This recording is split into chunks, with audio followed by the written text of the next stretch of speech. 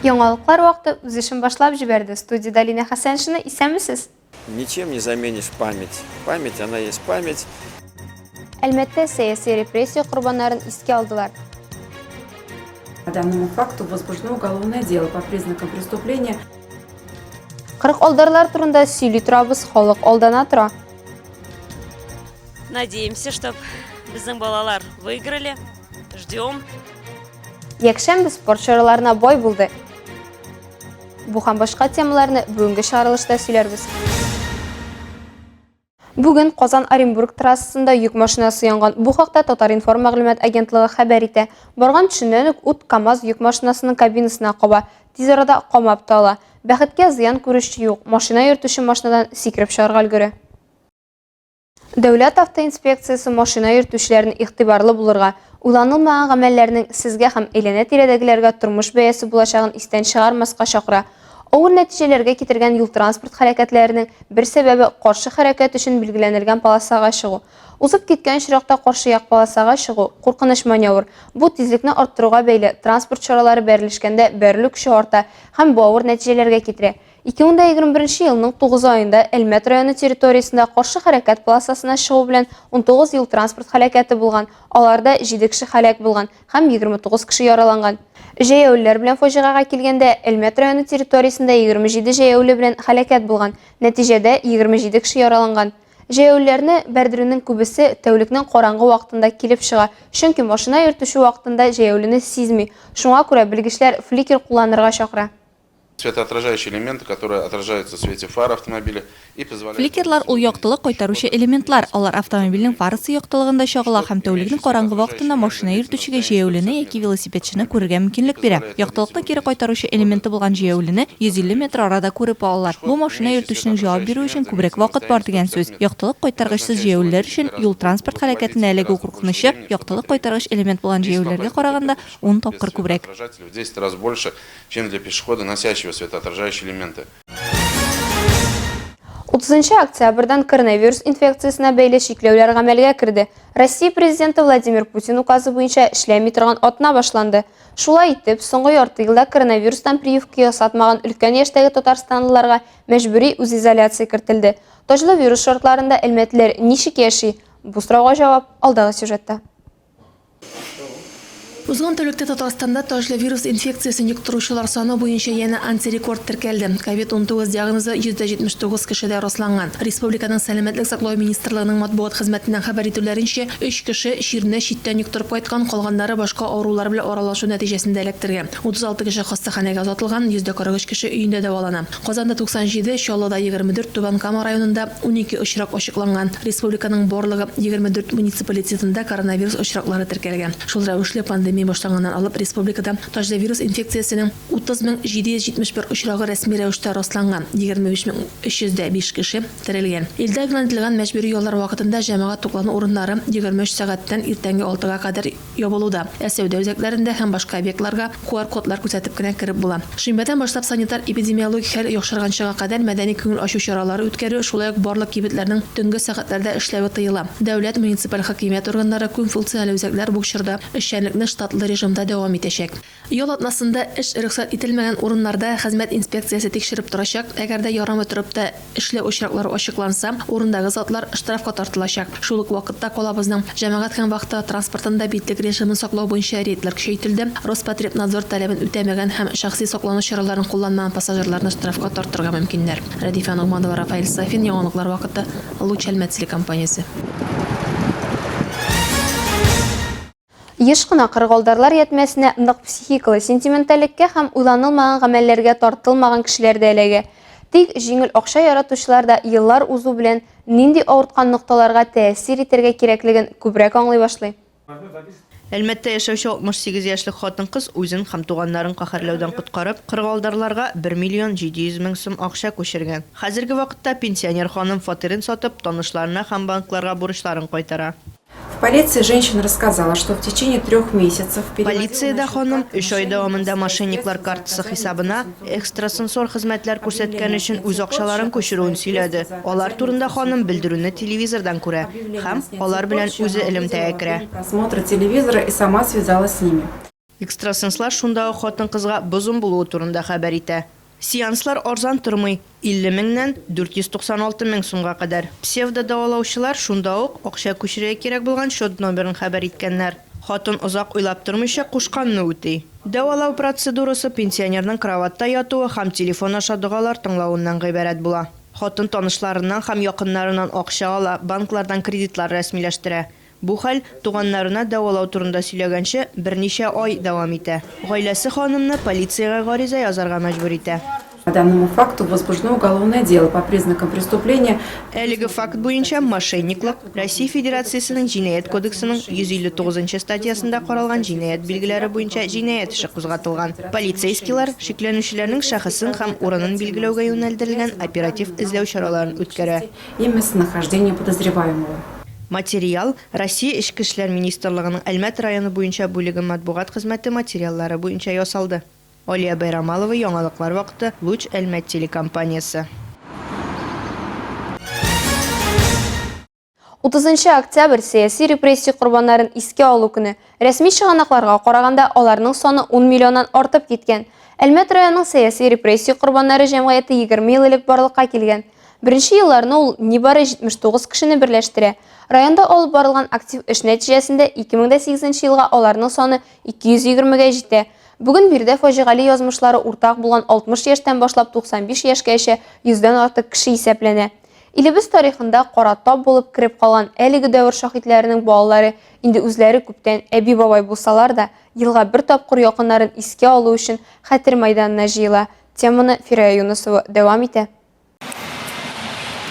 Ел сайын 30 октябрьдә дистәләгән әлмәтлеләр сәяси репрессия корбаннарын искә алу өчен хәтер мәйданында очраша. Бирегә алар туганнарын, нигезсез атып үтерүчеләрне, төзәтү хезмәт лагерьларына яки озак вакытка төрмәгә озатканнарны искә алу өчен җыела. Күпләр өчен әле бу шәхси фаҗига, нахакка гаепләүләр, күпме кешенең гомерен вакытыннан алда алып киткән, күпмесенең йөрәген, җанын әрнеткән. Әби-бабалары нигезен, туган як туфрагын соңгы сулышларына кадәр сагындырып яшәткән. Хәтер вакыйгаларга 8 дистә елдан артса да, алар салган карашым халык күңеленнән әле дә җуелмый. Совет власты елларында сәяси мотивлар буенча миллионлаган кеше масса күләм репрессияларга дучар ителә. Әлмәт районында корбан булганнарны 2000 елдан алып искә алалар. Әлеге чарага корбан булучыларның гаиләләренә ветераннар советы Әлмәт муниципаль районы белән берлектә күчтәнешләр әзерләгәннәр иде. Без бүген бөтен Рәсәй белән сәяси репрессиялар корбаннары искә алу көне үткәрәбез. Эпидемик шартлар кайрынкы булу сәбәпле без зур митинг җыймадык бүген. Шулай да бу көнне искә алмыйча калдырмадык. Ветераннар советы рәисе Василий Иванович Самойлов истәлекле бүләкләр әзерләде. Уздырылган чарада идарә башлыклары, ветераннар советы, әлеге чор шаһитләре булганнар һәм җәмәгатьчелек катнашты. Бүген шәһәрдә һәм районда сәяси репрессия корбаны булган 79 кеше гомер кичерә. Бүген шәһәрдә һәм районда сәяси репрессия корбаны булган 79 кеше гомер кичерә. Митингта чыгыш ясап Әлмәт муниципаль районы ветераннар советы рәисе Василий Самойлов сәяси репрессия корбаннарын искә алуны илебез тарихының фаҗига белән сугарылган битләрен хәтерләү булуын билгеләп үтте. Я хотел бы пожелать нашим семьям, которые сегодня есть. Мин әти-әниләре, әби-бабайлары репрессияләнгән гаиләләргә сәламәтлек, иминлек телим. Хәтерне бер нәрсә белән дә алыштырып булмый. Кешеләр әлбәттә бу вакыйгаларга бик тискәре карый. Мин аларның дәүләтебезне гафу итүләрен теләр идем. И люди, конечно, к этому относятся, к тем событиям, очень негативно. Шымлы еллар шаһитләренең саны елдан-ел кими бара. Һәлак булган һәм зыян күргән кешеләрне 1 минутлык кымлык белән искә алып, һәйкәлгә чәчәкләр салдылар. Әлмәт шәһәренең искә алу мәйданында сәяси репрессия корбаннарын искә алу һәм алар хөрмәтенә чәчкәләр кую елда оештырыла. Быел ул пандемия аркасында аз халык белән үтеп китте. Фирая Юнусова, Олег Павлов, яңалыклар вакыты өчен Луч Әлмәт телекомпаниясе. Идеологик мәгънәсе югалса да 29 октябрь комсомол туган көн. Яшьлеге ВЛКСМ белән бәйле яшьләрнең иң якын яраткан бәйрәме булып кала. Бу чараны Азнакайда да бәйрәм иттеләр. Татнефть ашык акционерлар җәмгыяте ярдәме белән төзелгән тирә-як мөхитне өйрәнү музеенда булып узган очрашу хакында тулырак Азнакайдагы махсус хәбәрчебез Илмира Шәрифуллина сюжетында. Мин дә кайчандыр комсомолга кабул ителгән идем. Ул вакытларны сагынып искә алам. Ләкин һәрбер чорның үзенчәлеге бар. Укучылар бүгенге чарага Пушкин картасын күрсәтеп керәләр. Бүгенге өлкән яшьтәгеләр ул чорны сагынып искә ала, чөнки аларның яшьлеге комсомол дәверендә үткән. Гөлзирә Мөхаҗиева бүгенге чарага Татшуган авылыннан килгән. Комсомолга алыныр өчен без бик тырышып укыдык, тәртипле булдык, диде ул. Чалпы авылы мәктәбендә укытучы булып эшләгән елларын, шул чорда яшьләр белән төрле чаралар оештырган вакытларын искә алды. Нәкъ менә Чалпы авылы яшьләре мәктәпне тәмамлагач 1 ел колхозда калып эшләргә дигән инициатива белән районга һәм республикага чыккан булганнар. Эй, ул елларны бик сагынам, шул кадәр сагынам. Шул кадәр рәхәт итеп, күңелле итеп, яшьләр шаугыр килеп, ул клубларда нинди мероприятиялар үткәрмәдек. Хәтта терлекчелек йортларында яңа еллар үткәрдек. Клубларда яңа ел кичәләр үткәрдек. Ул вакытта бит инде Камышлы, Ирекле, Балам бүләк барсы бер колхоз иде һәм Татшуган. Илнең берничә буын гражданы, ягъни 200 миллионга якын кеше комсомол мәктәбен үткән. Бу ил тормышында үзе бер дәвер. Мондый көчле яшьләр хәрәкәте тарихта башкача теркәлмәгән. Азнакай районы авылларында иң беренче комсомол оешмасы Мәзгут авылында, соңрак 1920 елның 10 гыйнварында Тымытык авылында, ә инде 1 февральдан Мәлбагыш авылында оеша. Ул вакытта Әфган да бар иде. Башка вакыйгаларда барысында кичтек дип искә алды 1980-85 елларда район комсомол оешмасының беренче секретаре булып торган Мисбах Мәсәлимов. Карт кешеләр әйтергә яртылар бит. Яшьләр элек яхшы иде, хәзер үзгәрделәр дип. Яшьләр арасында мин вакытлы аерма күрмим безнең илдә инде. Яшьләр ул вакытны да может күбрәк булгандыр. Патриотик воспитание ил турында бөтенесе дә дип әйтәм инде. Күп яшьләр бүгенге көндә тоже үзләрен яратып яши дип күрәбез инде. Волонтер движениелары, аларның сугыш ветераннарына ярдәм итү. Әлеге очрашуда өлкән буын укучыларга комсомол тарихын, ул чорларда районда яшьләр башкарган үрнәк эшләр хакында сөйләделәр. Шулай ук укучылар комсомолның 100 еллыгына нәшер ителгән китап белән дә таныштылар. Кичә ахырында ветеран комсомоллар укучыларга кабатланмас яшьлек елларын хәтерләткән җырларын бүләк иттеләр. И кто-то очень близкий тебе тихонько скажет, как здорово, что все мы здесь сегодня собрались. Илмира Шәрифуллина, Рөстәм Әкбәров, яңалыклар вакыты, Луч, Әлмәт телекомпаниясе. Ә хәзер кыска вакытлы рекламага бүленәчәкбез. Аның артыннан ук безнең эфирдә якшәмбе спорт чараларына бай булды. Теннис ул менә күзне әйбәтләндерә. Ул файда бирә аякларны ныгыта. Иртән стөл теннисы буенча ярышлар узды. Надеемся, что безнең балалар выиграли. Ждем. Көндез Әлмәт Казан футболчылары очрашты.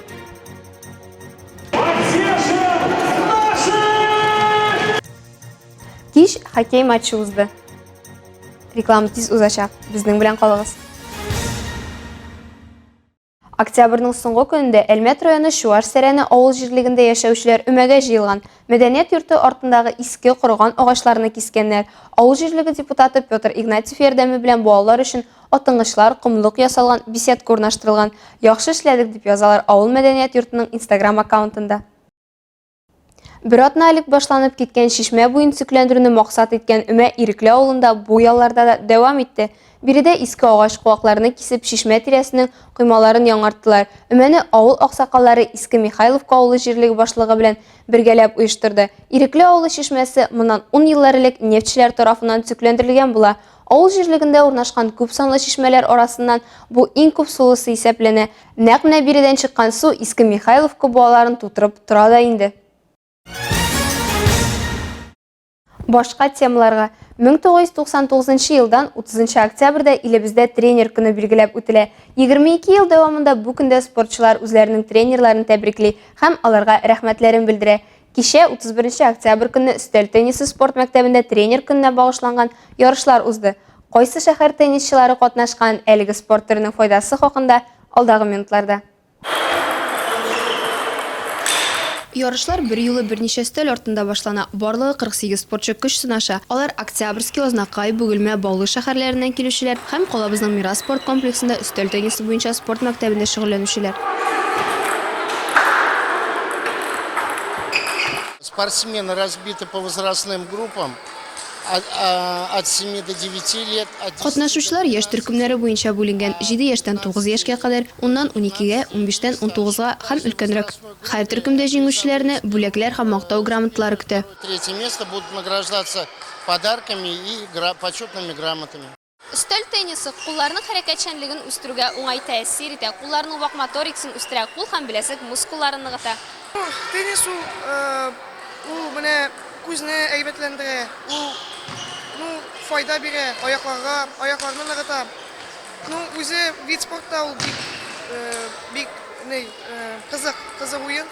Мин шөгыльләнә башладым 5нче класста, шөгыльләнә башладым, менә команда уйним.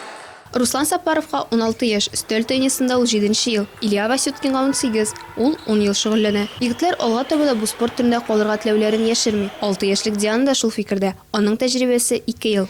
Я хочу заниматься каждый день, потому что Мин һәр көнне шөгыльләнергә телим. Миңа инде 2нче ракетка бүләк иттеләр. Мин әйбәт шөгыльләнәм. мне уже подарили вторую ракетку. Я хорошо занимаюсь теннисом. Өстәл теннисы популяр спорт уены. Ул көндәшләрнең ракетка ярдәмендә шарчыкны теннис өстәленә аркылы тарттырылган сетка аша бер яктан икенче якка җибәрүеннән гыйбарәт. Көндәшләр чиратлашып рәттән икешәр подача ясый. Һәр сет 11 очкога кадәр дәвам итә. Шулай ук кичә 31 октябрь көнне Әлмәтнең футбол буенча спорт мәктәбенең 2006 елгы егетләре Бөгелмәнең энергетик стадионында 2нче номерлы спорт мәктәбе егетләре белән очрашты. 15 яшьлек футболчылар колабызга 0-6 исәбе җиңү белән кайтты. 2005 елгы футболчыларыбыз Казанның Динамосы белән шәһәр стадионында очрашты. 16 яшьлек Әлмәтнең футбол буенча спорт мәктәбендә шөгыльләнүче егетләрнең уенын без дә күреп кайттык. Салкын көндә яшь футболчылар өчен җан атырга килгән әти-әниләр уен нәтиҗәсе өчен кайгыруларын яшерми. 16нчы номерлы Әлмәт футболчысы Дамир Басиров ерактан күренә. Ул якыннарының да, тренерының да өметен акларга тырышып уйный булыр. Әнисе сүзләренчә, декабрьдә егеткә 16 яшь тула. Гомернең 10 елын футболга багышлаган. Тренировкаларга бик яратып йөри, калдырмый. Бүген безнең Әлмәттә Әлмәт спорт мәктәбеннән и Казань Динамо ойнылар. Беренче тайм со счетом 1-2. Хәзер менә икенче тайм бара. Надеемся, чтобы безнең балалар выиграли. Ждем. Казанлы футболчыларның бүген безнең Әлмәттә Эмоции, как всегда, сильные. Спорт мәктәбеннән Приехали, конечно, выиграть. И Казань Динамо ойнылар. Беренче тайм со счетом 1-2. Хәзер менә икенче тайм бара. Надеемся, чтобы безнең балалар выиграли.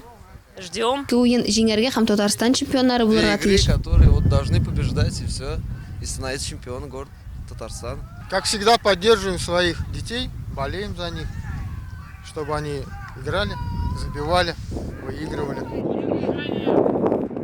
Не болей. Футбол белән шөгыльләнү мускулларны чыдамлыкны ныгытырга, төз булырга, реакция тизлеген арттырырга ярдәм итә. Уен азагына кадәр җанатарларны киеренкелектә тотты. Әле бер, әле икенче команда гол кертә торгач, Әлмәтнең футбол мәктәбендә шөгыльләнүче 16 яшьлек егетләр 3-2 нәтиҗәсе белән Казанның Динамо командасын җиңде. Кичен юбилейный бус сарайында Әлмәтнең Нефтяник һәм Орск шәһәренең Южный Урал командалары очрашты. Сезонның 3нче өйдә уза торган сериясе ничек башланганын, бәхет кайсы хоккей командасына елмайганын алга таба сөйләрбез.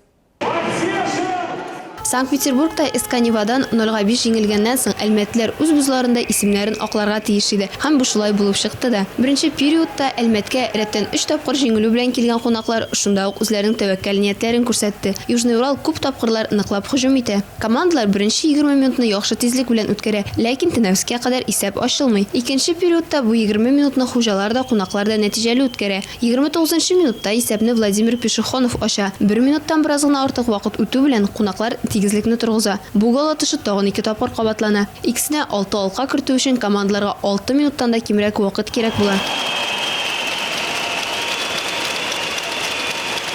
Уен 4-3 исәбе белән тәмамлана. Әлмәтләргә җиңүне 3-нче период башында Артур Балтановның голы китерә. Финал сиренасына кадәр калган барлык һөҗүмнәр нәтиҗәсез кала. Юбилейный бузындагы матчлар сериясын Курганның Зурали командасы белән иртәгә 2 ноябрьдә узачак матч дәвам итәчәк.